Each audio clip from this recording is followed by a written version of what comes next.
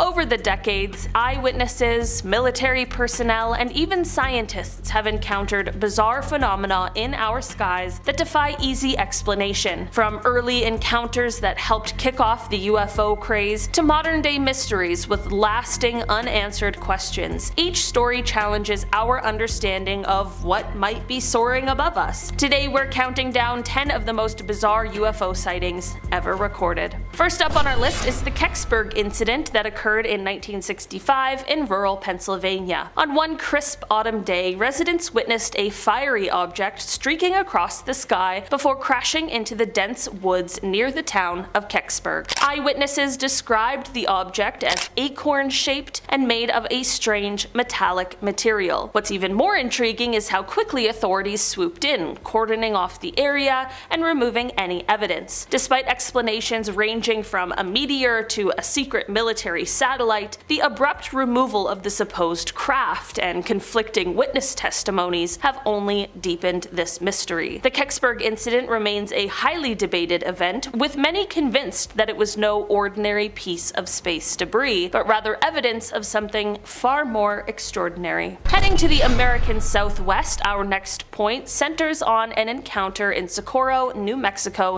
in 1973, a case that remains one of the most credible UFO sightings ever recorded. Local police officer Lonnie Zamora reported a close encounter with a mysterious egg-shaped craft that landed briefly near his patrol route. Zamora's account is particularly compelling because he described detailed observations of the craft's structure and behavior, noting that it emitted a powerful, almost magnetic glow and left scorch marks on the ground. His report was taken very seriously by both military investigators and UFO researchers, who found that the physical evidence at the scene corroborated his story. This incident continues to be cited as one of the best documented examples of an unexplained aerial phenomenon, challenging conventional wisdom and inviting ongoing debate. In the vast expanses of Texas near Duncan, a routine drive turned into a nightmare on a warm day in 1980 for three individuals: Betty Cash, Vicki Landrum, and Colby Landrum. They encountered a diamond-shaped craft emitting intense heat and a strange, pulsating glow. As they approached, the object released a burst of energy that not only scorched the nearby ground, but also exposed them to what they described as high levels of radiation. The physical injuries and lingering health issues reported by the witnesses lent a terrifying credibility to the event. Despite extensive investigations, authorities have been unable to conclusively explain what occurred that day, leaving the Cash-Landrum incident as one of the most unsettling and medically documented UFO encounters. Next, we travel to the skies over Alabama in 1948, where commercial pilots Wiley Childs and his co-pilot Whitted experienced an encounter that would soon spark widespread curiosity. While cruising at altitude, they observed a bright, saucer-like object following their aircraft, executing maneuvers that no conventional plane could match. The object darted away at impossible speeds, leaving behind a trail of questions rather than answers. Although the incident was initially brushed off as an optical illusion by some, the pilot's reputations and detailed accounts have ensured that this encounter remains a significant piece of aviation and UFO lore. Its early date and credible witnesses continue to invite debate about what the pilots really saw that day. Venturing into the rugged wilderness of Manitoba here in Canada, we encounter the infamous Falcon Lake incident of 1967. While exploring near Falcon Lake, Stefan Michalak came face to face with a glowing, cigar-shaped object that descended from the sky. As he drew near, the craft seemed to radiate an intense heat, and he later suffered unusual burns on his chest and hands, injuries that defied typical explanations. His physical evidence, including peculiar markings and radiation-like effects, has been thoroughly documented by local authorities and independent researchers. The Falcon Lake incident stands as one of the most chilling examples of direct human contact with an unknown aerial phenomenon, raising enduring questions about the nature of that encounter. A strange UAP was captured on camera back in 2018, but the video was kept secret for years. It was just released to the public last year in January of 2024. The object was spotted flying over a US military base in Iraq and was tracked by a military infrared radar. It moved across the base before making a controlled descent into a body of water. About 17 minutes later, it reappeared and took off at an incredible speed. The Pentagon has officially classified it as a UAP. What caught a lot of attention was how quickly the object changed color. You'll notice that the object keeps switching from this semi-translucent look to black. And since the video was shot using infrared, the color changes indicate shifts in temperature. The object was changing temperature so fast that it actually made it difficult for the radar to even track. And according to Dr. Matthew Sadagis, a physics professor at the University of Albany, it was doing this, quote, faster than any known object. This next video comes from the YouTube channel Plant Abundance, who wrote in the description that he'd been outside doing some tree work when this bright object caught his eye. He watched it as it stayed stationary for about a minute and a half before fetching his camera. He caught the tail end of it before it drifted downward and faded out. Again, this is another recent clip posted on October 14th of 2024. Now the object is hard to make out. It's obviously pretty high up, but zooming in, it's definitely not a plane or a satellite. It doesn't even look like your typical drone. It looks like a spherical metallic object. So what is it? I don't know. What do you all think?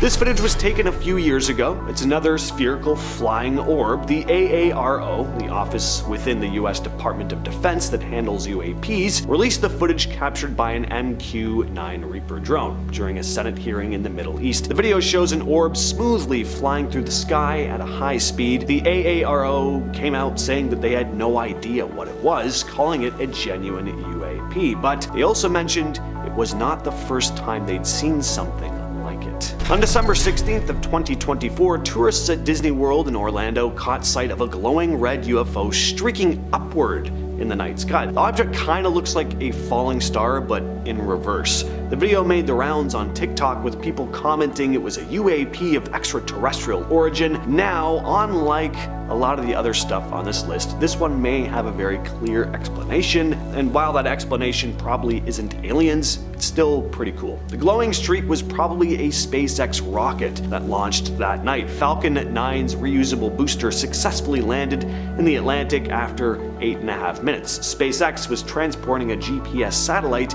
for the US military. There was a similar sighting near Disney on December 23rd, also very likely a SpaceX mission. So this final story comes from a new docu-series called Investigation Alien. Footage was captured showing a strange object descending into the English Channel. The series follows journalist George Knapp and his team, including underwater archaeologist Rory Kremer, as they dig into evidence of extraterrestrial life. During one of their expeditions off the coast of Normandy, they spotted an illuminated object about 200 yards away. At first, it was stationary, but then it sped off, only to return later. But at that point, most of the crew was asleep. Kremer, though, was on night watch, and he was able to capture the object on camera as it plummeted into the water. Knapp was shocked when he saw the footage. He returned Kremer for an explanation, and Kremer, who's been in the field for over 20 years, admitted, "I don't got any answers, do you?" He thought it might be a flare, but it didn't have the typical smoke. As the object disappeared into the water, Knapp suggested it could be tied to some sort of subterranean base.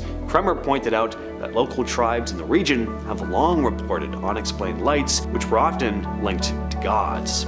They both agreed that the footage could be evidence of something much bigger lurking beneath the surface. Now, is this story legit or just a clever way of promoting the series? That's for you to decide. But based on everything on this list, could very well be alien. A strange UFO sighting was captured over New Jersey recently. In a 13-second clip shot near Atlantic City on a Sunday night back in December, a strange white light blinks in the sky before suddenly vanishing. Family members who were watching the light in the sky were completely baffled by what they were looking at. The thing just kind of hovers in the sky, slightly flickering before it looks like it disappears. Turns out that's not exactly the case. A man named Tim Janicki, who received the footage from a friend, posted it online with the heading reading, "I don't trust random videos I see on X, but this is 100% real." real. So this video has been getting shared around quite a bit. One commenter pointed out, you can see it didn't just disappear, but it took off with incredible speed. There's a small flash of light to the left as it leaves. Humans can't produce the energy required to go that fast, especially from standstill. And that's true. If you look closely, you do see this really quick blip of light appear in the upper left of the screen right after the strange orb of light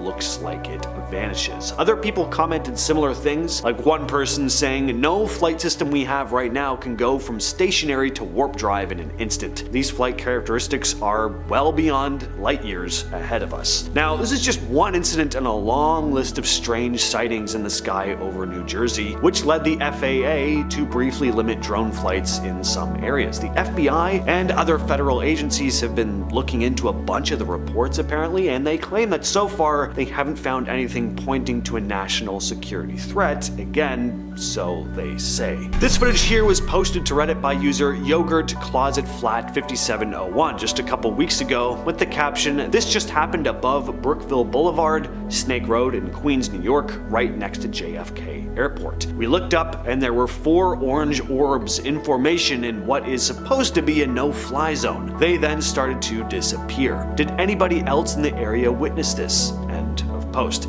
And that's a good question. Any New Yorkers in the comments see this as well? Let us know down in the comments here. There are some interesting comments from other witnesses on the post though. One user, Zora Octavia, wrote, "Lived here for 14 years with planes flying by all day, every day. They fly so low it feels like you can almost touch them. I know what they look like when they come in to land and take off. I have never seen anything like this. Ever." And that's not the only strange orange orb that's been spotted in the sky recently. On December 26th, a Redditor by the name of HellFollowed84 posted this footage. The video was shot in central Georgia. A father had gone to take out the trash when he spotted the strange orb in the sky. He noticed something, quote, bright and orange overhead through the pines. He pointed it out to his son and they both just stared at it for several minutes before deciding to film it. The father shared the video on Reddit. In the clip we see this glowing orange orb gliding across the sky, weaving between the tops of pine trees. At one point, the orb looks like it dims and then vanishes entirely. As HellFollowed84 wrote, "When I first observed it, the light was huge, but it was way off, like half a mile. As it got closer, it seemed to dim but stayed the same luminous lighting. As I walked further to capture it, I thought, what if it was trying to evade me?" A bunch of Redditors wondered if it could be a plane, but the user didn't think so, saying it made no sound, unlike the planes that frequently fly over his home. And we're back to New Jersey with another set of strange lights in the sky captured on camera recently. A YouTuber named CJ Faison recently posted footage showing what he believes are drones flying in, quote, deliberate formations off the coast of New Jersey over the Atlantic Ocean. He took a boat 26 miles out from the Pine Barrens to get the footage using a night vision camera. In the video, he'd gone out to get footage of the mysterious drones that people have been spotting in the skies over the last couple months. He did manage to capture a bunch of these blinking lights in the sky. Some are stationary, some are seen moving through the sky, some appear and disappear completely, and some of the drones seem to zip across the horizon at incredible speeds. It is definitely odd. CJ wrote in the video description, "The drones in New Jersey have been seen coming from the ocean for several weeks. We found UAP drones in the middle of the ocean 100%. This is something they don't want you to see." Now, sure, people have access to drones nowadays. There are more things in the sky than there ever have been in history, but it seems like people are spotting particularly bright, rather large objects moving at speeds way too fast to be your over-the-counter drone. And again, the FBI is getting involved. They've investigated around 5,000 reports about these drones, claiming that about 100 of them are considered credible. As of now, there have been no clear answers from authorities on who's behind the drones or what they're up to. This next report comes out again from New Jersey. This time, it's not just lights in the sky though. Whatever this object was, it actually affected the clock in a family's car. In early December, a family reported a strange effect while following one of these strange crafts that people have been seeing in the sky. As they drove along, the car's clock suddenly changed time, then went back to normal once they drove away. Local law enforcement in Morris County insists that there's no known threat to public safety, but residents are still trying to figure out what's going on themselves. There's even a Facebook group with over 17,000 members exchanging info on these sightings. One local software engineer, Rich Dunjewski, thinks the clock change might be a clue. He commented, "Many newer cars get their clock time from GPS satellites," adding that the drones could be using GPS jamming or spoofing. He went on to say that if these drones are using, quote, GPS jamming, then it's plausible the car would follow the signal and change the clock. FAA contractor David Lombardo agreed, saying these drones likely have electronic interference capabilities. On March 16th, 2024, astronomer Dr. Sebastian Felix Volkmer was looking at the moon through his C11 telescope when he noticed something zipping past it. He shared the footage online, but he made it clear he's not some UFO fanatic. At first, he thought it might be a meteor, but then he ruled that out, since there was no white tail, and the International Meteor Organization had no records of anything passing by at the time. Dr. Volkmer said, "I actually assume that it was at an altitude of 100 to 200 kilometers, i.e. in the transition to the so-called low Earth orbit. That's really far away. Definitely not in the sky like an ordinary plane, but not so far it was deep in space," end quote. He also said he checked carefully to make sure it wasn't a satellite. I didn't know this, but it turns out there are a lot of UFO sightings in Wales of all places. I don't know what aliens' fascination is with whales, but reports date all the way back to the 1940s. The UFO in question here was spotted in September of 2016 by a police helicopter at around 9 p.m. It was only visible on the chopper's thermal camera. It seemed to be moving at a speed of 106 miles per hour over the Bristol Channel. The full video of the footage was released by a former cop named Gary Hasteline, who's been urging the UK government to come forward and reveal what they know about UFOs. What's also interesting about this one is that the object was moving against the wind. So it was being operated one way or another. It's not like it was some object caught in a wind current or something. Police also stated years after the event that it could have possibly been a drone, but they were struggling to keep up with it, so it would have had to have been a pretty fast one. There are drones that reach that 100-mile-per-hour speed, but they're pretty high-end. Your common drone clocks in at around 45 to 70 miles per hour. On April 26, 2013, a U.S. Customs and Border Protection plane recorded some really strange footage off the coast of Aguadilla, Puerto Rico. The crew was following a small glowing object with a high-tech infrared camera as it flew over Rafael Hernandez Airport and out toward the ocean. At first, the object moves incredibly fast. Then it seems to split into two identical objects. Either that or it was just two objects traveling very close together at first. And then they seem to drop straight into the ocean. They're not like a rock hitting water with a splash. They just vanish underwater without slowing down. After a bit, they pop back out of the water and continue moving before disappearing entirely. A filmmaker named Jeremy Corbell, who's known for digging into UFO stories, recently shared new footage that he says came from the US Air Force. The footage was filmed on November 23, 2020, somewhere between Afghanistan and Pakistan. It shows a huge disc-shaped object moving through the clouds. Corbell said, quote, "This is the first time in history that military filmed footage of a disc-shaped UAP, designated as such by the military, has been captured on camera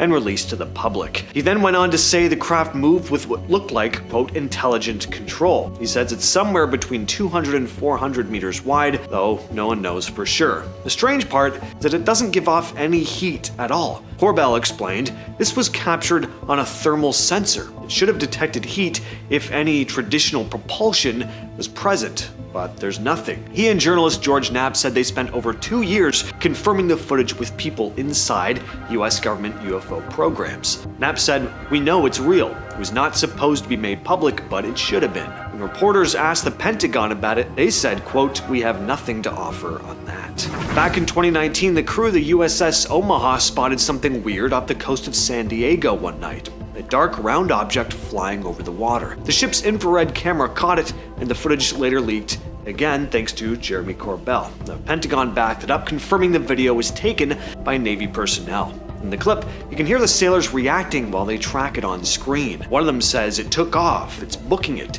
as the sphere shoots across the radar. Then it just drops, hovers for a moment, and starts dropping straight down toward the ocean. A few seconds later, someone yells, it splashed, as it disappears under the waves.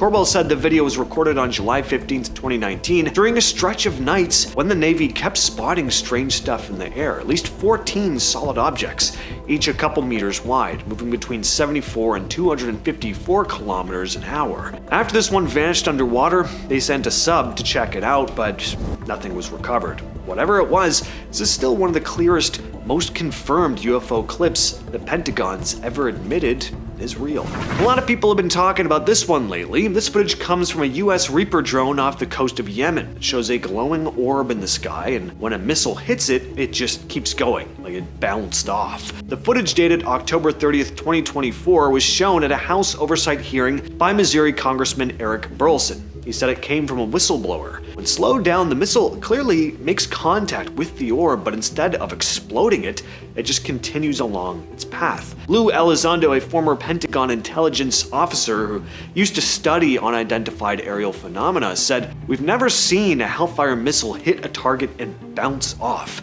When a Hellfire makes a hit on something solid, there's usually not much left of whatever it is it's hitting, but in the video it seems like the missile is either redirected or glances off the object." End quote. The clip doesn't show the second drone that actually launched the missile, and the military hasn't said what the mission was. There's a good chance you've seen this video before. It's often referred to as the best UFO footage ever. Pilot Jorge A. Arteaga was flying a small plane over Colombia when something strange caught his eye. At first it looked like a dark speck in the distance, just hanging in the sky, but as his plane got closer, the object started moving. He pulled out his phone and started recording while keeping the plane steady to catch the thing flying straight toward them at an incredible speed. It's not on screen long, but we do get a brief glimpse of it up close. It's silver colored and it's kind of shaped like a saucer, but just as suddenly as it appears, it shoots out of view. Ortega later said the object had been stationary at first, just floating between Medellin and Santa Fe before flying past them. As for what the hell this thing was, there's been no official statement.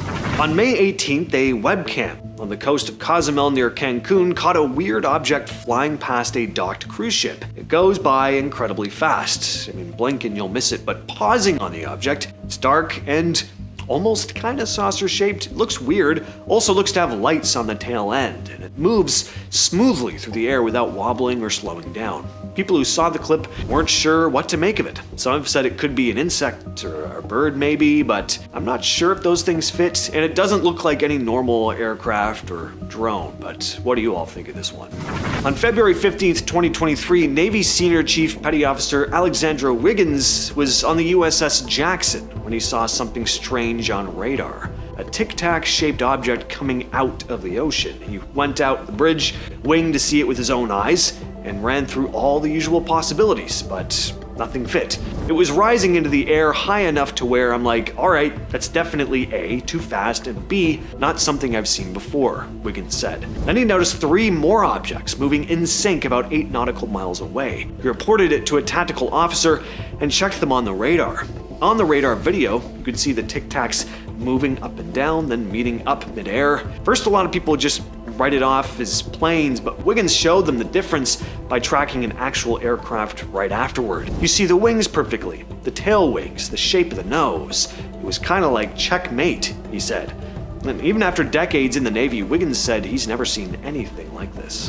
Let's take things back a bit, all the way to the morning of August 15th, 1950. Nick Mariana, who ran the Great Falls Electrics baseball team, was checking out the empty stadium with his secretary, Virginia Ronick, when he noticed these 2 bright silvery objects flying over Great Falls, spinning as they moved. Mariana estimated they were about 50 feet wide and 150 feet apart, zooming along at 200 to 400 miles per hour. He grabbed his 16mm movie camera and filmed the UFOs for 16 seconds. And the next day, the Great Falls Tribune ran a story about what Mariana had filmed, and soon the clip was being shown around town, picked up by other newspapers.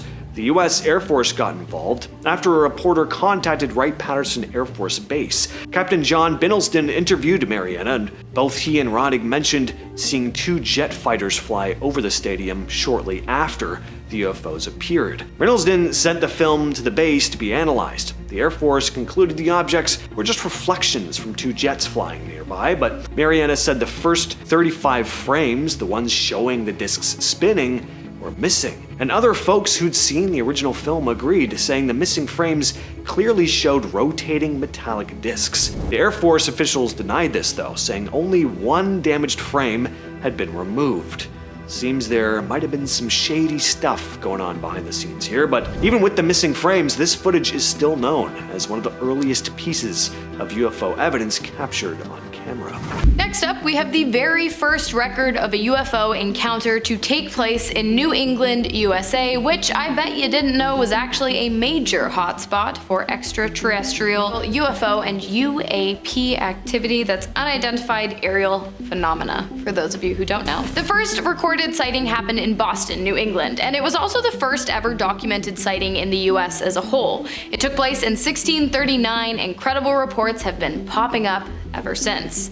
The record was a second-hand observation recorded by colony founder and governor at the time, John Winthrop, who wrote that a sober, discreet man had seen the sky above Boston become illuminated by a green light while he was rowing his boat along the river one evening. The light was still for a moment and appeared to be flaming, and then it morphed its shape and darted off into the night sky towards Charlestown. The encounter lasted for 3 hours, with the object in the sky going higher into the air and then rushing down closer to Earth again and again, back and forth. By the time it ended, which it did when the object just disappeared into the night, the man along with his boatmates had traveled 1 mile upstream with absolutely no memory of how they had gotten there. This next one has to be the wildest alien encounter case in recent history. So in March of 2023, something strange went down in a small Bolivian village called Horania. It all started with reports of a mysterious green light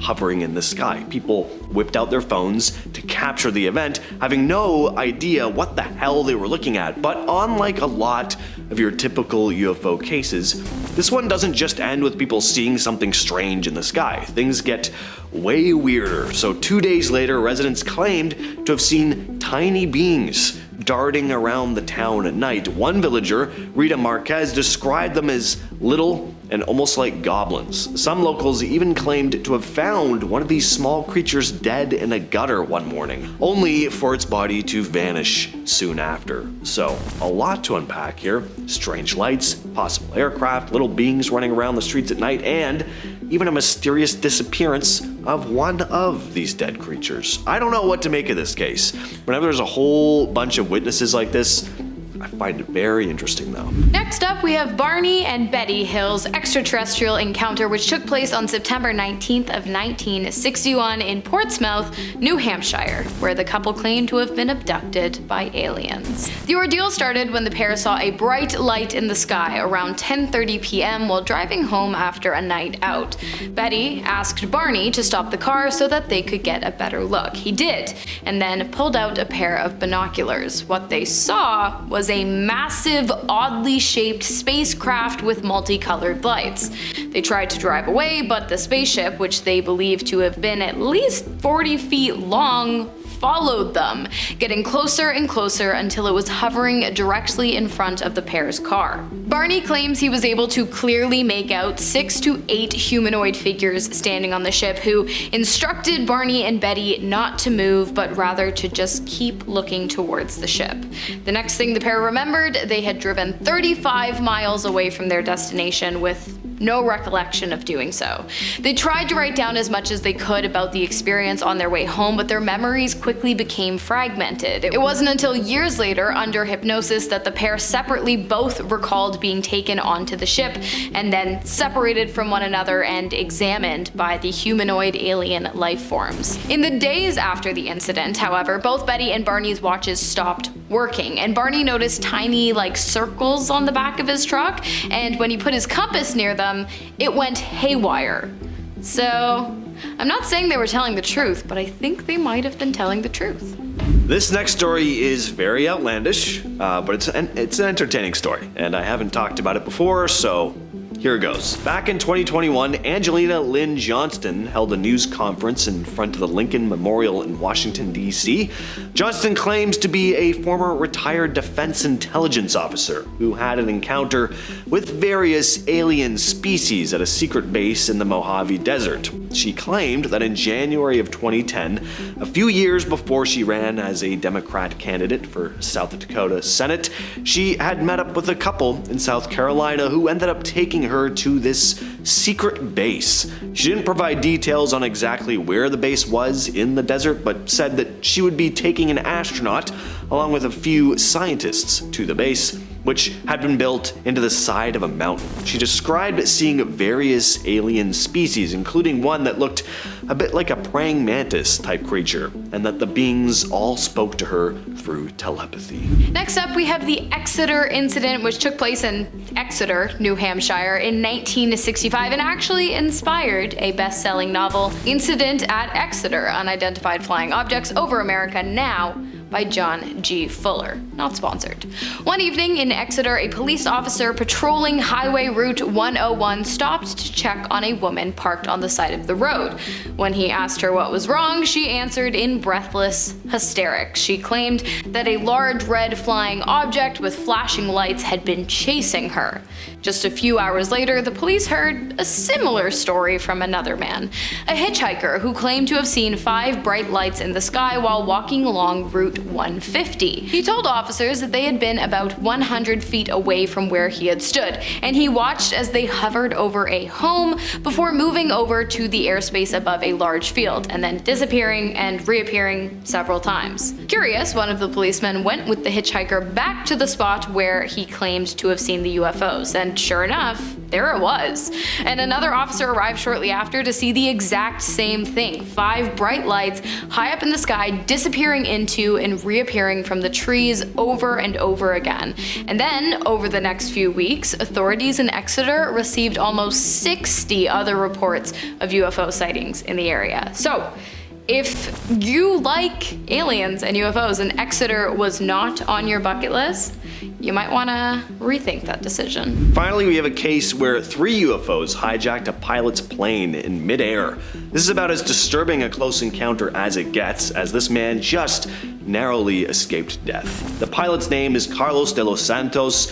In 1975, he'd been flying back to Mexico City. It was just another routine flight until it wasn't. Carlos spotted something on his right wing. It was this silver disc-like object about 13 feet in length. It was just right on top of the wing. Then he saw an identical object on top of his left wing. And as if that wasn't enough, a third object appeared, and this one was heading straight for him. In a panic, Carlos tried to steer his plane away, but the controls weren't responding. Luckily, the object just missed him though.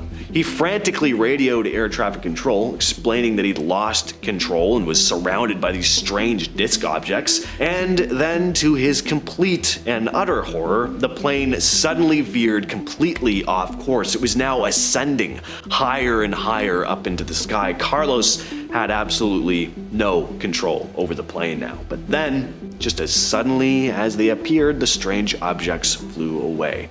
And miraculously, thankfully, Carlos regained control of the aircraft. Starting off our list today, we have a 2018 UFO sighting that took place in the skies above North Carolina. Shout out to anyone watching from Elon University. In August of 2018, a man named Javion Hill claims to have spotted a UFO while driving home on US 74 just southwest of Charlotte. He described seeing lights in the clouds above him, shaped like a square. Immediately, he pulled out his phone and began snapping photos, which I have to admit are pretty convincing. After hovering in the sky above Javion for a good amount of time, the illuminated formation just vanished into thin air, as they do. You know how it is. It was as though it had never existed in the first place, but of course it did because there's proof, and we've seen it. And Hill, who says he was never a believer in aliens before that night, claims that during the time in which the object was hovering above him, he was seriously concerned for his safety. On June 24th, 1947, Kenneth Arnold, a private pilot, saw something in the sky near Mount Rainier in Washington. Something that he couldn't quite explain. He described 9 strange crescent-shaped objects flying in a V formation. What really caught his attention was how fast these things were moving, at around 1,700 miles per hour, which was faster than any known aircraft at the time. And when Arnold reported what he saw, it ended up getting massive media coverage. The Kenneth Arnold sighting is often referenced as the first big UFO encounter in modern times. After Arnold's sighting, lots of other reports started coming in about strange things in the sky across the United States. The government and military were getting intrigued, and the US Air Force started Project Sign, which was the first official government investigation into UFOs. This later became Project Blue Book, which looked into thousands of UFO sightings to try and figure out what was going on.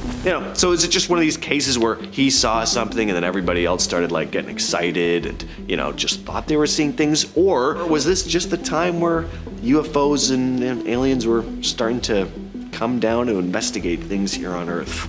Next up, we have two commercial pilots on different aircrafts claiming to have seen a mysterious flying object in the sky while flying above Arizona on February 24th of 2018. The first pilot to spot the UFO called into radio traffic control to ask if another plane had passed by him.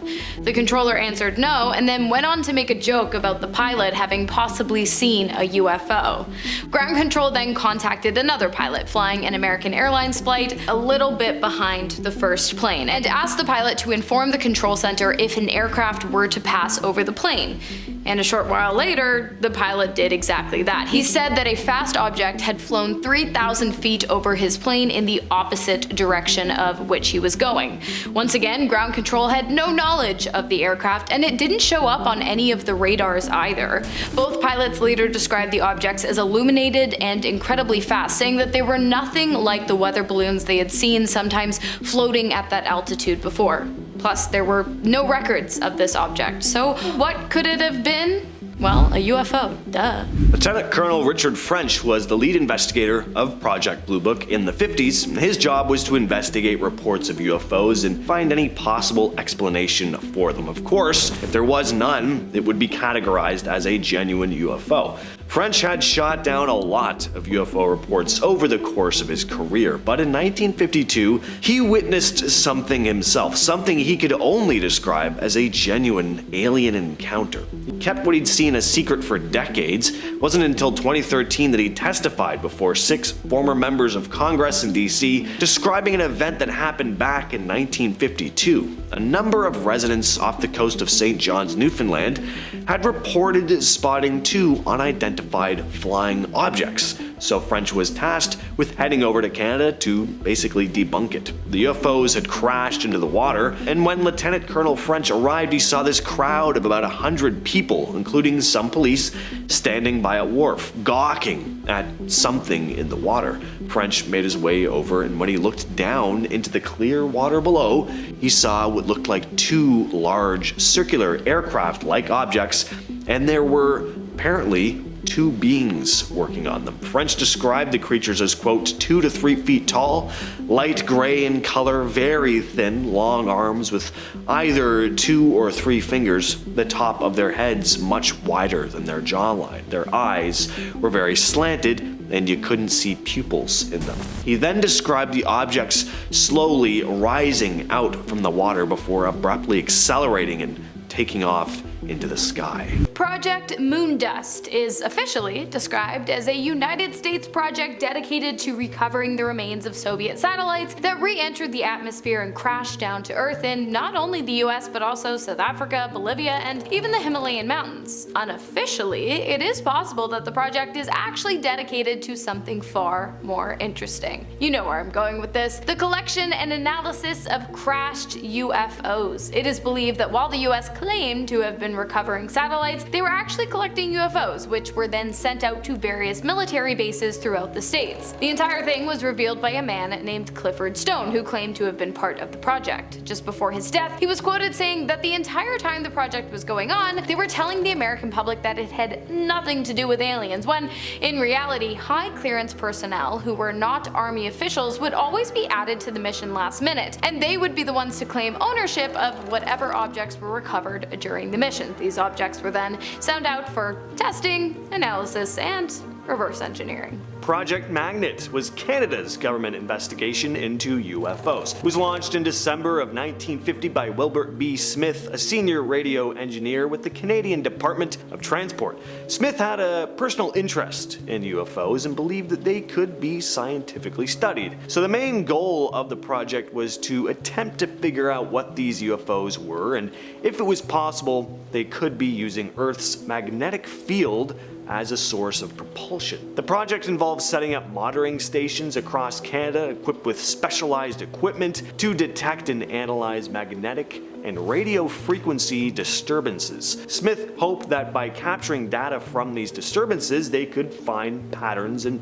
similarities with UFO sightings. Now, Wilbert Brockhouse Smith was an interesting guy. He did believe that UFOs were of extraterrestrial origin and had psychic abilities. He also believed that aliens were communicating to him through the use of telepathy. Unbeknownst to some, the United States is not the only one with an Area 51 style top secret UFO alien base. That's right, Russia has their very own version of the not so secret alien bunker located in rural Siberia and referred to as Kapustin Yar. It makes sense. I mean, Russia was the first country to send a living being up to space back in 1957, so it's only natural that they would have some kind of corner on the market of UFO and alien artifacts. By the way, for those of you who don't know, the first living being in space was a dog named Laika, who unfortunately did not make it back down to Earth, but that's a sad, sad story for another day. While some of the non-believers might claim that Kapustin Yar is nothing more than a regular military base used for radar systems, satellite tracking, and low-level nuclear weapons testing, it should be noted that the Russian government didn't even acknowledge the base's existence until 1983, and furthermore, many former employees have claimed that while working on the base, they witnessed not only the reverse engineering of alien spacecrafts,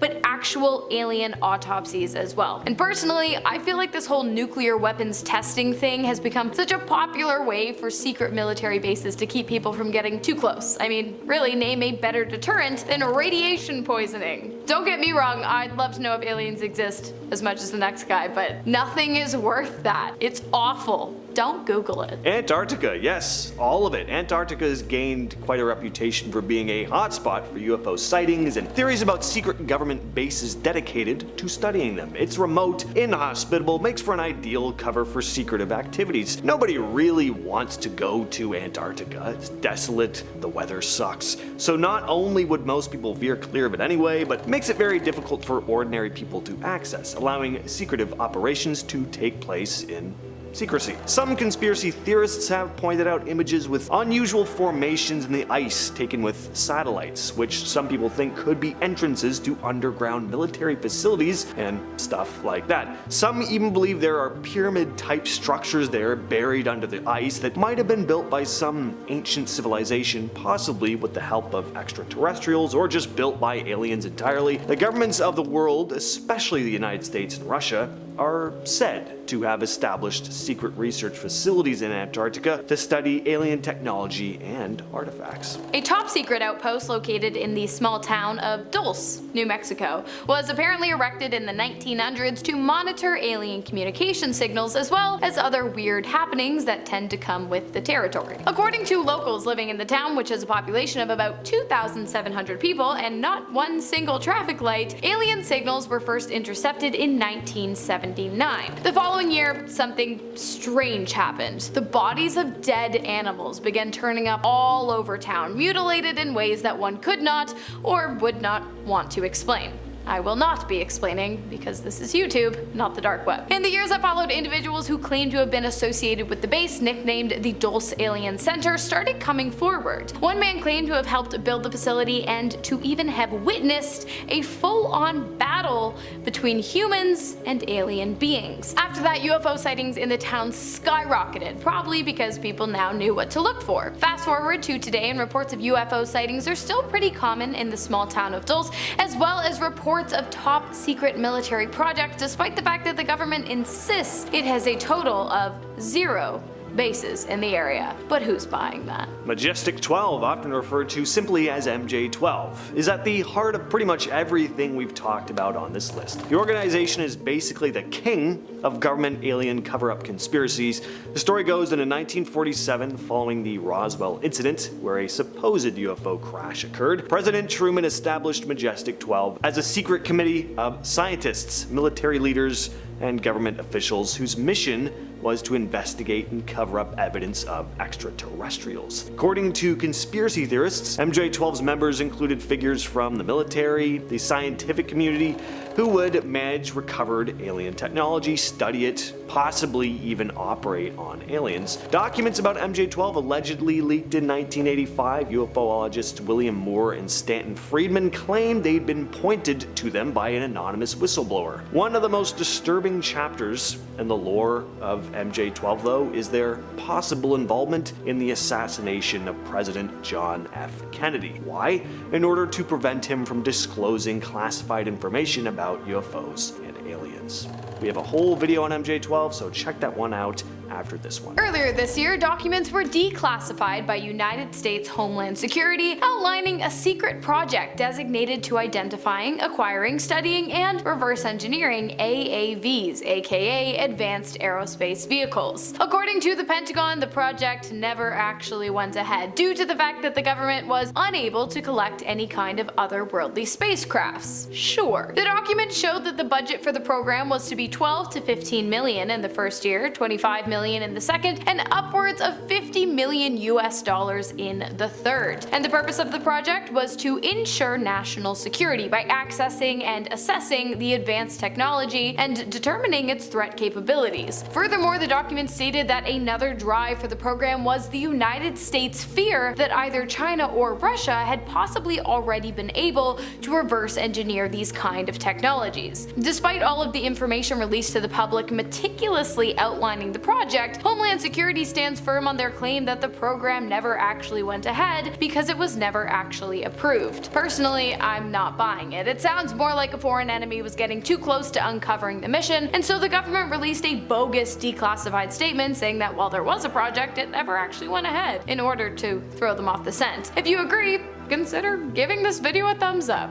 Why not, you guys? Project Sign. Project Sign was an early US military investigation into unidentified flying objects launched in 1948 after a surge in reported sightings. Everything really kicked off with the Kenneth Arnold sighting, followed by the Roswell incident, and then people were spotting UFOs all over the country. So it was time to investigate these reports and assess whether there was a real threat to national security, especially being that it was the Cold War, of course. The team included experts in astronomy, physics, and psychology, all tasked with analyzing UFO reports and data. Sign was a top secret for most of its operation, but in 1949 some of their findings went public and it was pretty intriguing. Basically, they concluded that a small percentage of UFO sightings couldn't be easily explained away by natural phenomena or known aircraft. So this led some members to hypothesize that UFOs might be of extraterrestrial origin.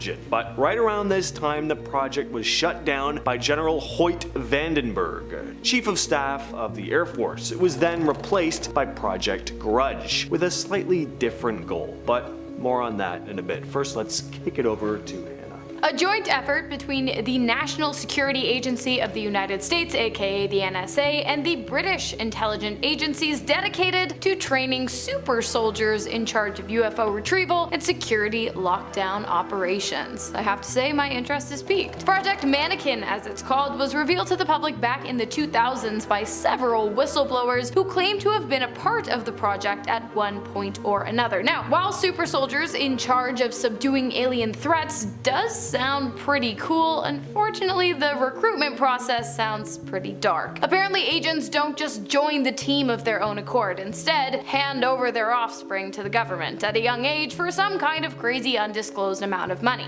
According to whistleblower reports, the base for Project Mannequin is located in a top secret facility 60 meters underground in Berkshire in southern England, and this is where the soldiers are trained to become some of the most skilled individuals in the world. Now, because I already know you're going to you ask, the most famous whistleblower of Project Mannequin was Max Spears, who, after leaking information regarding the project to the public, died under incredibly strange and unexplicable circumstances. Unexplicable as in one moment he sat down on his couch and the very next moment he was dead. And to this day, no one knows how it happened, but he believed prior to his death that he was a sleeper agent that had been brainwashed by the government and was involuntarily part of this project. So who knows? In 1949, Project Sign was replaced with Project Grudge. But now things were different. Their goal wasn't just to assess UFO reports and figure out if they were legitimate. Instead, the purpose was to downplay the presence of UFOs. At the time, the US government was worried that foreign governments could exploit UFO reports, basically causing panic in the public. So Grudge shifted its focus from scientific investigation to straight up debunking UFO reports and reassuring the public that there was nothing extraordinary about the sightings, even when there actually was. J. Allen Hynek, a famous American astronomer, professor, and UFOologist, took issue with Grudge, claiming that it was, quote, less science and more of a public relations campaign, which it was, at least on the surface. Just because they were telling the public UFO sightings were nothing more than balloons, meteors, or optical illusions doesn't mean they were doing research behind the scenes that they felt it best to cover up. In 1961, Betty and Barney Hill, a couple from New Hampshire, became one of the most famous cases of alien abduction. After a vacation, they were driving home when they noticed this strange light in the sky. At first, Betty thought it was a falling star, but it moved erratically and it was getting larger and brighter. Eventually, Barney decided to just pull over so they could take a look. As they watched, Betty saw some sort of craft with multicolored lights moving across the moon. They continued to stare for a while, but what happened next nearly gave them a heart attack. Suddenly, the craft dropped down toward their car and just hovered above it. Barney stepped out and, using binoculars, he looked up to see a bunch of what he said were humanoid figures inside this craft. One figure seemed to communicate with him telepathically, warning him to stay where he was. Terrified, Barney ran back to the car and the couple just sped off. As they drove away, they heard a strange beeping sound, and then they lost track of time, suddenly finding themselves near Concord hours later than they'd expected. When they got home, they noticed other odd things too. Their clothes were damaged, their watches had stopped working, and there was a strange pink powder on Betty's dress. The Hills couldn't explain what had happened, and both underwent hypnosis sessions later on, which revealed eerie, consistent memories of an alien abduction. On December 1st, 1987, a retired police officer known only as Spencer to the press was out for a walk in Ilkley Moor in England. While climbing a small hill, he saw a strange figure ahead of him, about 4 feet tall, dark green, with an oversized head and long, thin arms. The figure made a gesture that seemed to warn Spencer to stay back, but instead he took out his camera and he snapped a photo. The creature then ran off. Spencer followed but lost track of it in the fog. That's when Spencer saw a craft rise from the moor. He said it had 2 saucer-shaped parts stacked on top of each other and that it hummed loudly as it disappeared into the sky. At this point, Spencer decided that his walk was over and he started heading to town, only to realize he was hours later than he should have been. His compass was also pointing in the wrong direction. In the days that followed, Spencer reached out to UFO researchers Jenny Randalls and Peter Howe. The photograph Spencer took was examined by experts, and while it couldn't be proven to be fake, it was also too grainy for any real conclusion either. According to UFOologist Nick Redfern, Spencer was also visited by 2 men in black who apparently intimidated him into staying silent. On the night of August 21st, 1955, in Hopkinsville, Kentucky, a bizarre incident took place that has gone down as one of the craziest cryptid reports of all time, at least that I've read about. A group of 12 people who'd been staying at their small family farm rushed to the local police station saying that they had been under attack by small, alien-looking creatures. They claimed these creatures were about 3 to 4 feet tall and were peeking into their farmhouse windows and doorways, and that they'd been fighting them off for hours. And this all happened after they saw some weird light descend into the trees by the farmhouse. So 2 adults, Elmer Sutton and Billy Ray Taylor, described seeing short, dark figures popping up and even tried to hold them off with gunfire. Soon police state troopers and military personnel from nearby Fort Campbell showed up to investigate. What they found were signs of gunfire and holes in the farmhouse's windows and door screens, but no sign of any creatures. The following day, the family packed up and they left the farmhouse. The mysterious creatures were never seen again. November of 1979, Robert Taylor, a forestry worker from Scotland, had an encounter that left him badly shaken and injured. Taylor had gone for a walk near Dutchmont Law, a wooden area in Livingston, when he'd claimed to see a strange flying dome. He described the object as a large metallic sphere about 7 yards in diameter, hovering above the ground. It also had a rough sandpaper-like texture and small propellers on its rim. According to Taylor, the thing sprouted smaller spheres, which he compared to sea mines, that started dragging him toward the larger object. Then everything went black. When he came to, the strange craft and smaller objects were gone. Taylor tried to start his truck, but it wasn't working, so he walked home. When he got home, his wife was in shock. Taylor was disheveled, his clothes were torn, and he had grazes on his chin and thighs. The police were called, and after examining the site, they found odd marks in the ground, which Taylor said were caused by these strange objects. Finally, in November of 1980, Alan Godfrey, a police constable in West Yorkshire, was responding to reports of cattle roaming a council estate when he saw this strange diamond-shaped light hovering above the road. It was about 20 feet high and 14 feet wide, rotating slowly. He tried to radio for backup, but his equipment suddenly wasn't working. And then, just like that, the object vanished. Godfrey found himself 30 yards down the road. He was unable to explain where the last 30 minutes had gone. He also had a split boot and a strange red mark on his foot. Later, under hypnosis, Godfrey recalled being hit by a beam of light, causing him to lose consciousness. He remembered then waking up inside a room being examined by small, non-human beings and a more humanoid figure. Godfrey would later say it was possible the whole thing was a dream, but at the time, he felt very strongly that what he experienced was real. He also thought the experience led to his early retirement from the police force. In August of 1976, 4 men went on a camping trip in the Allagash Wilderness in Maine. Jack and Jim Weiner, along with Chuck Rack and Charlie Foltz, were off on what was supposed to be this peaceful getaway when things took a turn. On their second night, Jim spotted a bright object in the sky. It was there for about 30 seconds, then it disappeared. Not super out of the ordinary in the deep woods, the sky is just lit up with stars at night. Easy to misidentify things, but 2 nights later, while they were out fishing, the same bright object appeared a second time. Chuck noticed it at first. It looked super intense. This time, it was almost like the sun, they said, and they watched it as it followed them along the water. Charlie, thinking it was some kind of signal, even tried to flash an SOS to the object.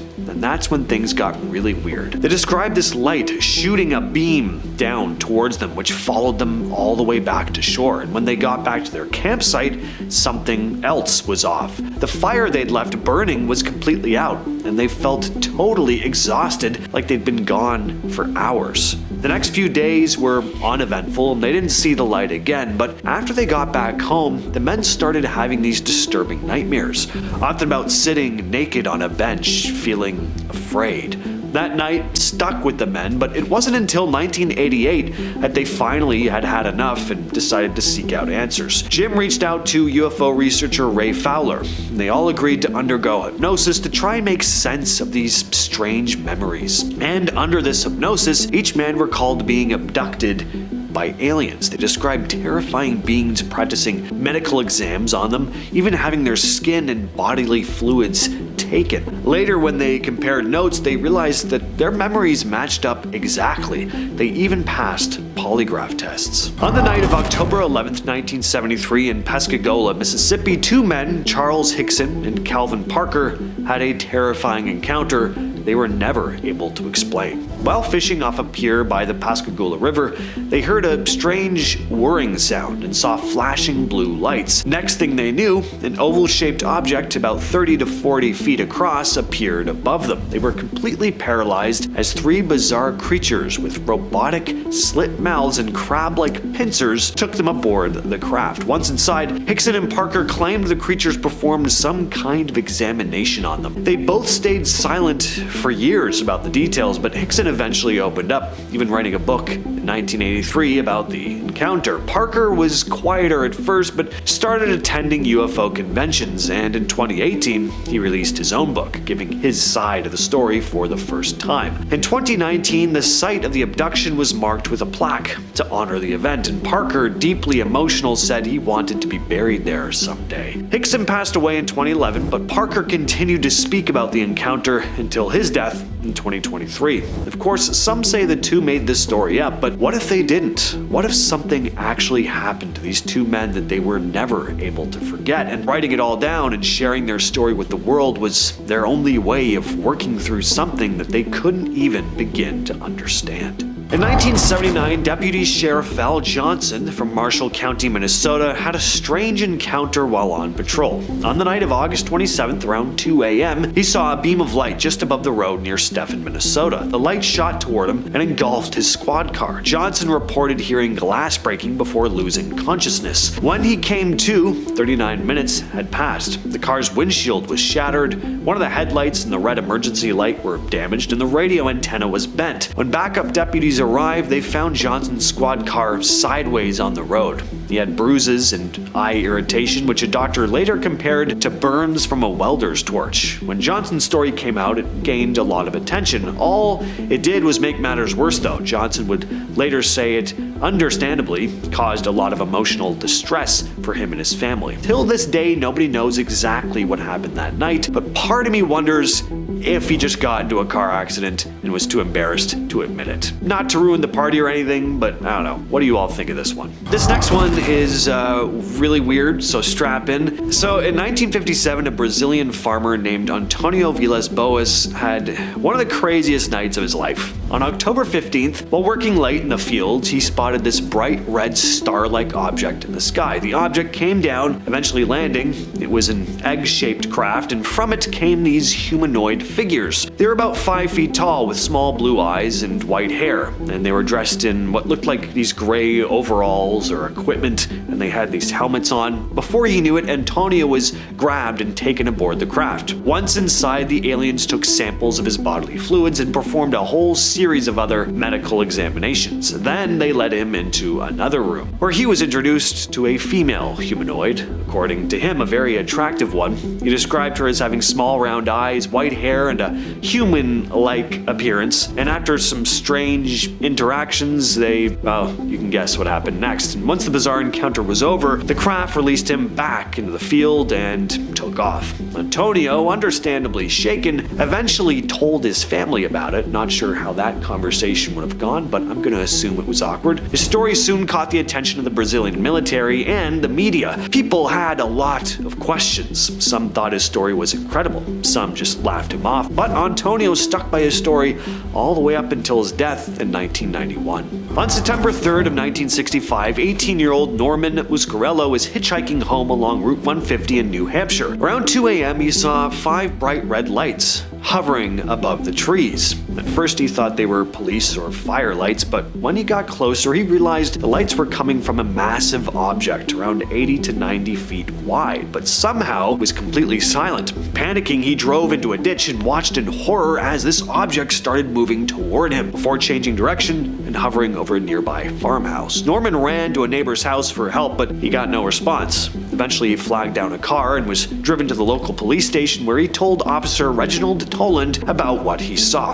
Toland was already familiar with Muscarello, and he took him seriously. He radioed Officer Eugene Bertrand to investigate, and when they went back to the sighting location, the object did appear again, hovering silently and rocking back and forth. The officers just stood there completely stunned, not knowing what to do, before the thing disappeared. After the police reported the incident, the Air Force investigated, but their helpful explanation was that it was just stars or a military exercise. Muscarello and the officers weren't so convinced, nor are a lot of people who've heard about the story in the years since. Well, if you're super into alien conspiracy stuff, you'll have seen them crop up all over the place. said to be a top secret organization consisting of scientists, military leaders, and government officials who investigate alien spacecraft. Some even say they not only have direct contact with extraterrestrials, but work with them as well. Being given access to their technology, in exchange they cover up the aliens' presence on Earth while allowing them to study us. But that's a more outlandish version of the conspiracy. At the core though, they're said to at least have knowledge of aliens, and maybe even work on reverse engineering their technology, doing alien autopsies on extraterrestrials that have crash landed on Earth, that sort of thing. This is basically what Bob Lazar was claiming to have seen while working at Area 51. He could start to see how much Majestic 12, or MJ-12 as they're often called, are really at the core of almost every United States government alien conspiracy. The JFK assassination is often described as the mother of all conspiracies, and yes, with just a little digging, you'll find that MJ-12 is mentioned here too. Some people believe that Kennedy found out about MJ-12 and the secret dealings they had with aliens. Supposedly, he wanted to reveal the truth to the American public, thinking they had a right to know. This of course didn't sit well with MJ-12, who were determined to keep everything under wraps. On top of that, or maybe alternatively, depending on who you talk to, Kennedy was sticking his nose where MJ-12 didn't want him to, trying to have the US and the Soviets work together, but this would mean sharing sensitive information with them about UFOs, and MJ-12 didn't want that. One piece of evidence that fueled this theory is a document called the Burned Memo. This document surfaced in the 90s, and it's said to be a memo from an MJ-12 member ordering someone to essentially terminate Kennedy, using coded language of course. The memo mentions Lancer, which was Kennedy's Secret Service code name. Now another part of the theory involves a speech Kennedy gave at the United Nations in 1963, where he talked about the need for cooperation between the US and the Soviet Union, even suggesting they should work together in space exploration. So some believe this was a veiled reference that he was making for his desire to share UFO secrets with the world. There's also a memo that Kennedy sent to the CIA asking for a review of UFO files. He wanted to be debriefed on the unknowns, as he referred to them as in the memo. And what's very eerie is that this memo was dated just 10 days before he was killed. So, did MJ-12 see him as a threat to their secrecy and decided they needed to dispose of him? Now, how exactly did MJ-12 get started? Well, for that, we gotta go all the way back to the Roswell incident. Just how many dots are we gonna be connecting in this video? I told you, these guys are everywhere. So in July of 1947, something crashed near Roswell, New Mexico. The military first reported it as a flying disc, and this news spread like wildfire.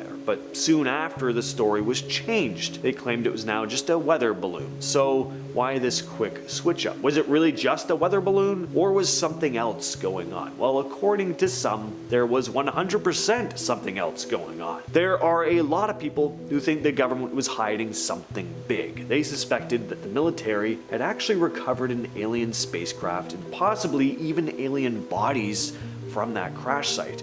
This theory got stronger over the years as more people, including supposed whistleblowers, came forward with their own stories. MJ-12 is said to have spawned out of this Roswell incident, a secret group created by President Harry Truman. Story goes that the group was formed to manage and cover up all information about UFOs and extraterrestrials, particularly what was found at Roswell, and apparently they've been operating in the shadows ever since. But when did the rumors about MJ-12 begin? I mean, if they're so top secret, how did word about them start spreading in the first place? Well, the origins of the Majestic 12 conspiracy go back to the 80s. So in 1984, a UFO researcher named Jamie Shendere got an envelope in the mail with some film inside. When he developed the film, it apparently showed 8 pages of documents that looked like they were briefing papers for something called Operation Majestic 12. These papers described a secret group of 12 people, the names of scientists, military leaders, and government officials. More on them later. Then on May 31st, 1987, a British UFO researcher named Timothy Good claimed that he had documents from the 50s that revealed a secret committee called Majestic 12. And these documents apparently detailed everything I just outlined. This group was formed in 1947 by an order from President Harry S. Truman. The documents said the committee's job was to cover up the crash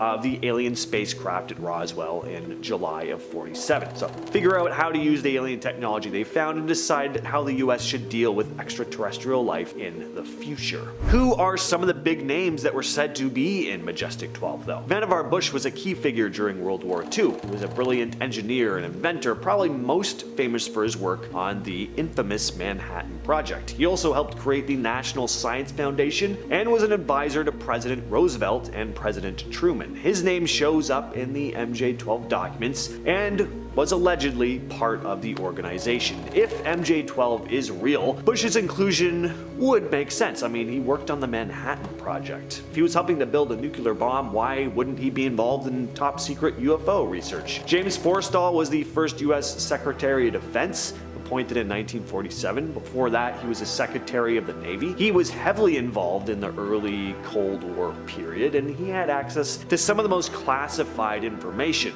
He would have been a logical choice for a group like MJ-12. On top of that, there's always been some mystery as to the exact circumstances of his death in 1949, which some think may have had something to do with his involvement in MJ-12. Roscoe H. Hillenkotter was the first director of the CIA, serving from 1947 to 1950. He later joined the board of the National Investigations Committee on Aerial Phenomena, which is a civilian UFO research group. Makes sense why he'd be here.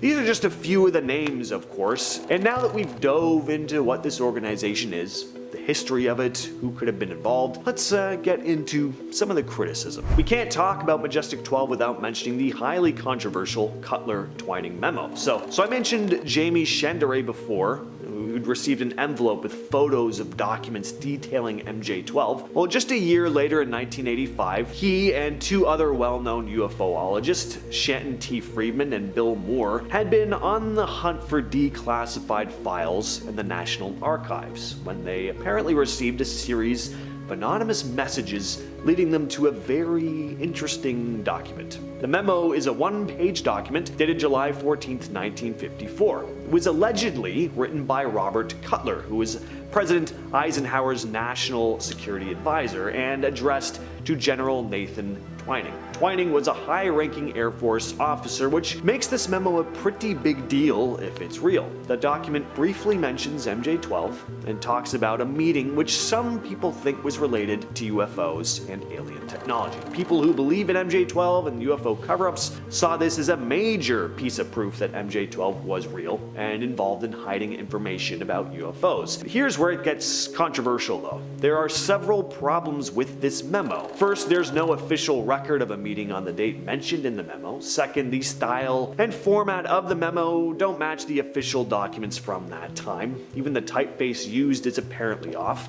Another big issue is that Robert Cutler was actually out of the country on the date the memo was supposedly written. A lot of these arguments were brought forward by a UFO researcher and skeptic named Philip J. Klass and the FBI. But Klass was often labeled as a disinformation agent by conspiracy theorists. And again, even the FBI chimed in though. The FBI dug into the Cutler-Twining memo and other supposed MJ-12 documents. They began their investigation in 1988 after receiving copies of these supposed documents. There were apparently discrepancies in the language and terminology that would have been used in a document like this. Another big issue was the content of the documents themselves. The FBI stated that the information seemed out of place. It seemed to be suspiciously tailored to fit the UFO conspiracy theories that were very popular in the 80s, rather than reflecting what would have been talked about at the time the documents were supposedly formed. It just seemed like someone had written them with modern UFO enthusiasts in mind, rather than being a genuine historical document. So in the end, the FBI declared the MJ-12 documents to be falsified and wrote bogus on them with big bold letters. But did this really sway anyone who was highly skeptical of the government in the first place? Yeah, not really. And I mean, fair enough. It would make sense for an intelligence and security service organization like the FBI to cover up or downplay something like this. So, does MJ12 still exist? Did they ever exist at all? Well, they may or may not, but if the whole thing is fake, then how and why was this conspiracy concocted? Well, the first thought is that it's just UFO enthusiasts and conspiracy theorists looking too deeply into things and spotting things that aren't really there, but there's another possibility. I mentioned the UFO researcher Bill Moore earlier, who was one of the big names involved in the unearthing of these supposed MJ12 documents. Well, he actually started changing his tune about this whole thing. Moore thought that the government was covering something up. It just may have not been aliens, unfortunately. Instead, he thinks the whole thing was drummed up by the United States government as part of a mass disinformation campaign. The purpose? To distract the public from top secret Air Force projects that were really going on. It makes sense. People would get so excited by the idea that the government was interacting with extraterrestrials that they'd be totally blind to the actual nefarious stuff the government was working on. But there's another aspect to this theory as well. What if the disinformation campaign was formed by the government in order to lessen people's interest in aliens and UFOs? What do I mean by this? Well, think about it. The government creates the documents, lets the public obsess over them, then discredits them to make the whole topic of UFOs look silly. Purpose of this? UFOs and aliens really are existing and they just don't want the public to be focusing on it. Hey, who knows? I have to say, I love a good whistleblower moment, especially when the whistleblowing is being done by military veterans in open court, and it's regarding the evidence of little green men. What a time to be alive. In July of 2023, 3 military veterans testified in a Congress hearing about UFOs and claimed that the United States government had been operating a secret UFO reverse engineering program for at least the past few decades. Claims were also made that the United States did in fact recover non-human biologics from certain alleged crash sites. Of course, the veterans were unable to go into extensive detail about the missions and operations that led to the discoveries and projects involving UFOs because they are obviously classified. But the simple act of the 3 men, Ryan Graves, Executive Director of Americans for Safe Aerospace, David Grush, retired Air Force Major, and David Fravor, retired Navy Commander, openly admitting to the existence of both UFOs, alien life forms, and secret government programs regarding the two in open court, it's pretty huge.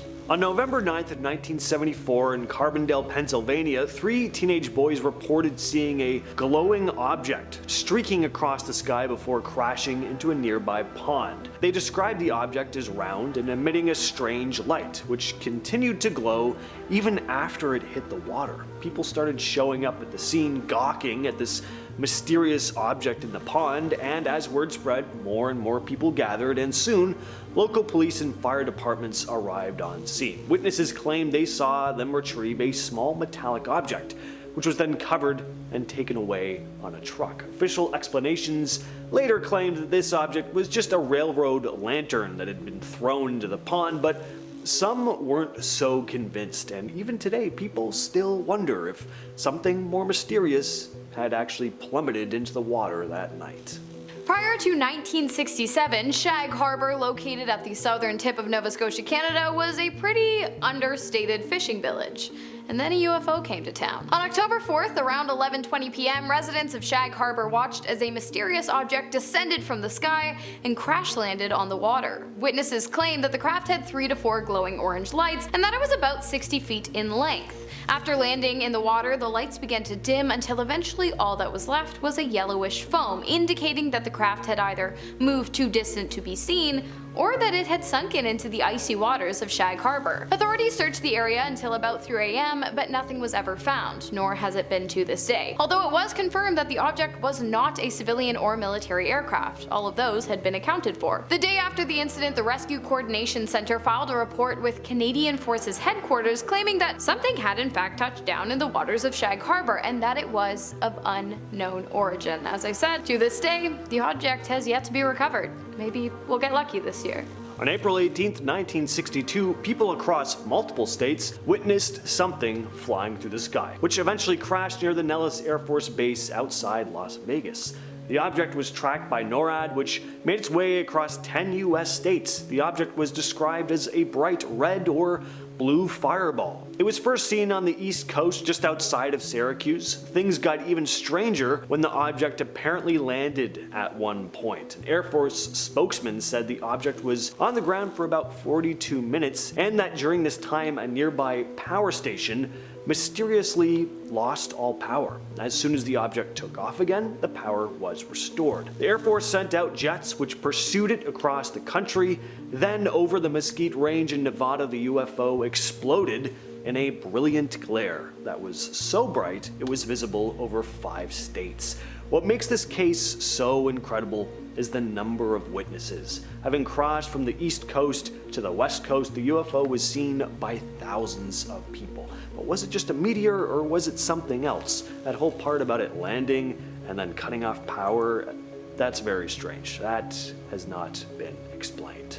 Now, if you know anything about UFOs, you know about the Roswell incident that took place on a farm in Roswell, New Mexico back in 1947. But if you don't, here's the quick notes. In 1947, a UFO crash landed on Mac Brazel's farm. He didn't think much of it until UFO reports started coming out in the local newspaper. Brazel notified local authorities, the Air Force got involved, the crashed object was taken to Area 51, and the whole thing was written off as a crashed weather balloon, despite Brazel and military personnel claiming otherwise. Well, did you know that from 1947 to 2008, the crash site was a designated no-go zone? That's right, the entire area was closed off to the public for an entire 71 years, likely so the government could cover all their bases in ensuring that the public would never know the true nature of the crash. In 2018, the site was finally reopened to the public, but unfortunately, at this point, all evidence of what was most definitely an alien spaceship — you don't close off an area for 71 years because of a crashed weather balloon — is now long gone. The Kecksburg UFO case has to be one of the strangest UFO cases in history. On December 9th, 1965, people in 6 US states, as well as parts of Canada, reported spotting a fireball streak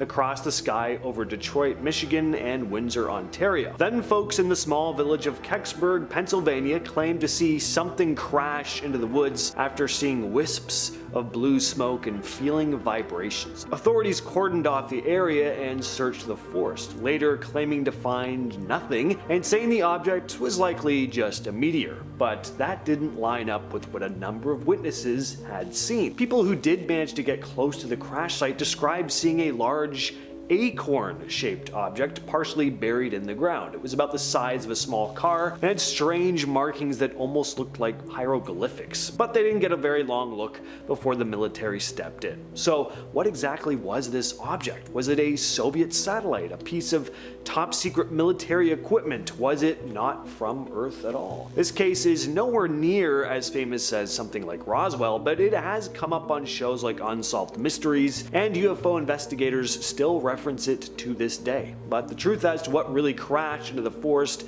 is still undisclosed. Since the Roswell incident, New Mexico has been a hot spot for UFO sightings. UFO crashes, however, are far less common, but they still do happen, no matter how much the FBI and the Pentagon wants us to think they don't. Luckily, free speech is still more or less a thing. Or we probably never would have heard of the March 25th, 1948 UFO crash at Hart Canyon Hiking Trail, in which a spacecraft of unknown origins crashed into the mesa and was promptly recovered and covered up by the United States Air Force and 5th Army Division. According to a plaque located at the site, the recovery operation took a total of 2 weeks to complete, and all materials taken from the site were brought to the Los Alamos Laboratory for scientific study and evaluation. According to eyewitness reports, the spacecraft was approximately 100 feet in diameter and 18 feet tall. And according to insiders, it had been transporting as many as 16 extraterrestrials who, unfortunately, all died on impact. In the spring of 1941, 6 years before the infamous Roswell incident, something crashed just outside Cape Girardeau, Missouri. A local Reverend William Huffman had been called to perform last rites at the site, and when he arrived, he was shocked to see a strange metallic saucer-shaped object. Around it were small bodies, and the bodies didn't look human. He claimed the bodies were about 4 feet tall, with large heads and eyes and thin limbs. The military quickly took control, removing the wreckage and the bodies, and the incident was hushed up. The story remained mostly a family secret until years later, when Huffman's granddaughter, Charlotte Mann, recounted what her grandmother had told her. According to Mann, her grandfather also saw strange hieroglyphic-like symbols inside of this craft, similar to those described in other UFO crash stories. No official documents confirming the crash have ever been released, but some say this is just another example of a successful government cover-up.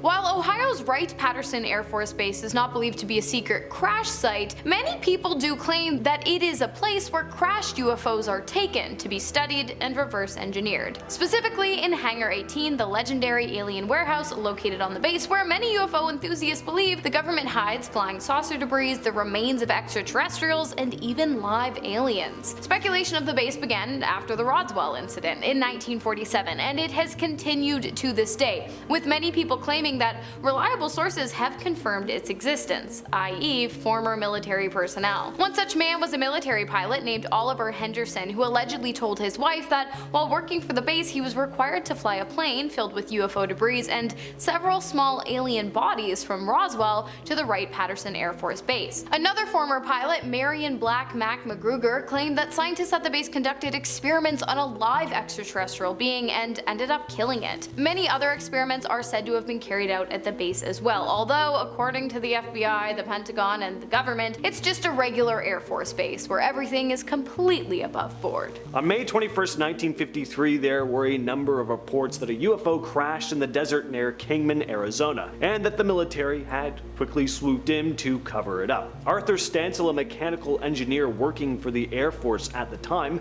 claimed that he was part of a team that was rushed to the crash site to investigate and recover the debris. He described seeing a small disc-shaped craft partially buried in the ground. It was made of a shiny metallic material, and there were no visible seams or rivets, which made it look like it was molded from a single piece of metal.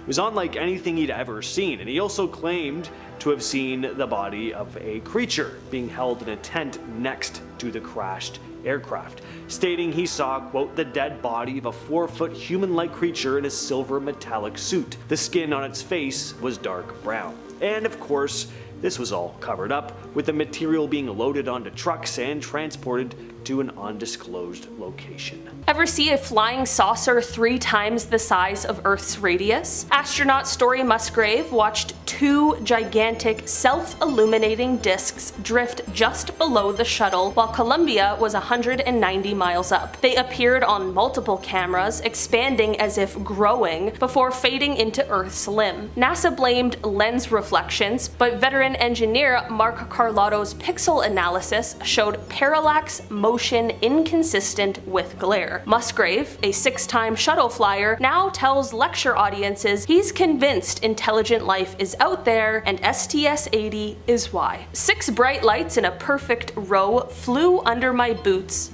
then vanished. While installing navigation antennas, ISS Commander Leroy Chiao spotted a horizontal line of lights racing across the dark ocean below the ISS, speed around 17,000 miles per hour. Ground controller suggested shrimp boats off Brazil. Chiao dry laughed. He was 220 miles up and the pattern matched neither cities nor storms. He reported the sighting but never received an official follow-up. Years later, when asked if he'd seen a UFO, he answered, quote, I saw something I couldn't explain and no one ever tried to. A Soviet hero meets a silent cruciform craft, then the tape disappears. While approaching the malfunctioning Salyut 7 station, Vladimir Zanabikov filmed a cross-shaped object rotating end over end 50 meters off his port window. He assumed it was lost hardware until it halted mid-tumble, cocked 45 degrees, and darted behind Salyut in a blink. The cosmonauts whispered that it, quote, looked back at them. Soviet controllers ordered the film canister returned by secure diplomatic pouch, and to this day, no frames have ever been released, and Russia's archives list the reel as, quote,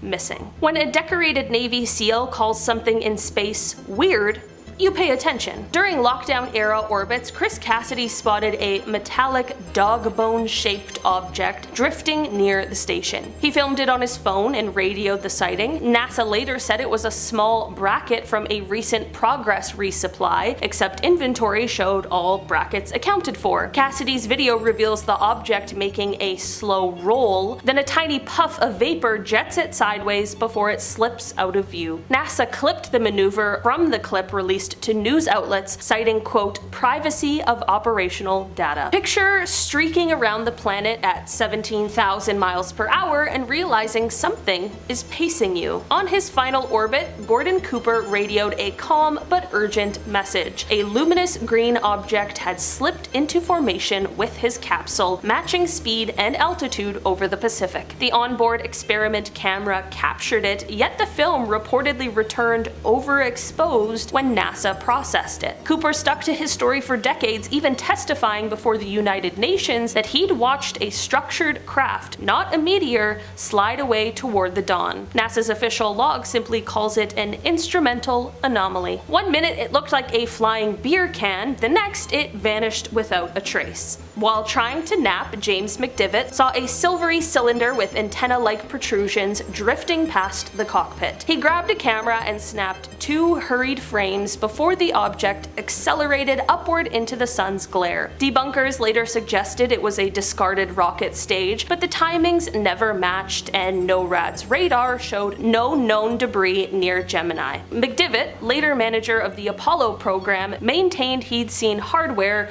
we didn't launch. Humanity's first moon crew may have had uninvited company. During the coast to lunar orbit, Neil Armstrong reportedly switched to the medical channel, less likely to be recorded, to ask what the transient lights were outside their window. Michael Collins later recalled bright points, quote, shaped like an open suitcase, rotating alongside the command module, prompting a quiet debate over whether they were ejected panels until the objects zipped off at right angles. NASA's public transcript never mentions the exchange, but declassified mission debriefs note a, quote, unresolved visual. The legend of Apollo 11's secret UFO whisper was born. Imagine filming space history and then your own footage becomes classified for decades. While maneuvering the spacecraft, Ken Mattingly caught something boomerang-shaped glinting in the 16mm camera. Analysts later said it was the detached T adapter from the lunar module, but tracking data placed that adapter 2 kilometers away on a different vector. The raw film vanished into NASA's archives until released in the 1990s. Independent frame-by-frame analysis showed the object make a subtle course correction, something no passive hunk of metal could manage on its own. 2 veteran astronauts agree. A glowing, tumbling nugget tailed them for 10 minutes. During a routine solar flare watch, Jack Loosma and Owen Garriott noticed a dull gold object with geometric facets keeping pace outside Skylab's dome port. Garriott confirmed its presence through binoculars. Mission Control asked for photos, but by the time the bulky film camera was aimed, the craft shot away straight through the station's forward attitude indicator, meaning the thing flew into the radar's blind spot. NASA filed the event as, quote, debris from prior launch events, even though no identified junk matched the trajectory. A flash, a zero-G dance, and a hard right turn at 20,000 miles per hour captured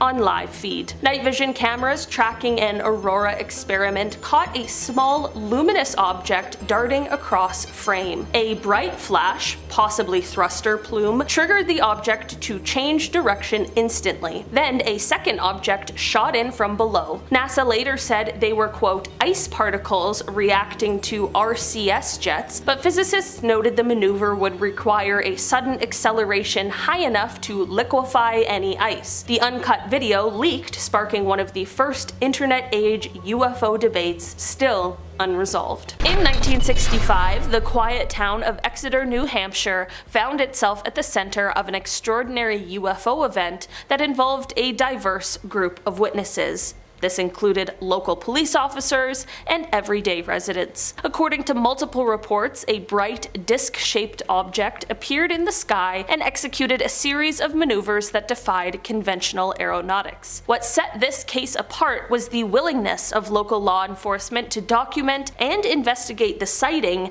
lending an unusual degree of official credibility. Despite exhaustive searches and numerous interviews, no trace of the object was ever found, and its sudden disappearance only deepened the mystery. Our next case takes us back to the late 19th century in Aurora, Texas. According to local lore and sporadic newspaper reports from 1897, a mysterious object streaked across the sky and crashed in broad daylight. Witnesses claimed the impact left a smoking crater and remnants of an unusual metallic craft. While many dismiss this tale as folklore or a misinterpretation of natural events, its persistence in regional history makes it one of America's oldest UFO crash stories. Researchers note that the detailed accounts describing a loud explosion, strange noises, and even hints of an extraterrestrial design set the stage for later UFO narratives. Despite skepticism and a lack of physical evidence surviving to the present day, the Aurora incident remains an enduring mystery that continues to spark debate among UFO enthusiasts and historians. Heading to the Middle East, our next case unfolds in Tehran, Iran in 1976. During a tense period marked by political and military uncertainties, Iranian Air Force jets were scrambled to intercept an unidentified luminous object. Pilots reported that as they approached, their instruments malfunctioned and the craft seemed to emit a dazzling light that temporarily disrupted radar and communication systems. The incident was thoroughly documented by military personnel, and the pilots' detailed testimonies described a craft that moved with agility far beyond known aircraft capabilities. Although official explanations ranged from sensor glitches to atmospheric anomalies, many experts find these responses unsatisfactory. The Tehran UFO incident remains one of the most credible and confusing cases from the region, fueling ongoing investigations into whether advanced technology or something beyond our understanding was at work that day. Our next case takes us to the remote landscapes of Montana, where in 1967, an incident at Malmstrom Air Force Base left a lasting imprint on UFO lore. During this episode, military personnel observed unexplained lights near missile silos,